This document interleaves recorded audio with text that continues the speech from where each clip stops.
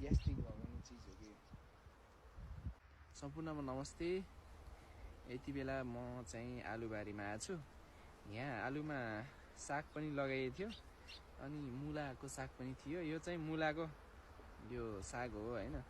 यसको यो भित्रको डाँक्ला छ नि जुन यो खायो भने चाहिँ ग्यास्ट्रिक एकदम चट्टै हुन्छ भन्ने कुरो छ। म यसलाई खान्छु है त। यसो गराएर यसको बोक्रालाई खुल्चाएर मुलाको साग खाऊ, ग्यास्ट्रिक भगाऊ। वाउ! यो खायो भने सम्भावना चाहिँ छ सन्चो नि। What? आजको दिनको सुरुवात चाहिँ यसरी हुँदैछ हाम्रो।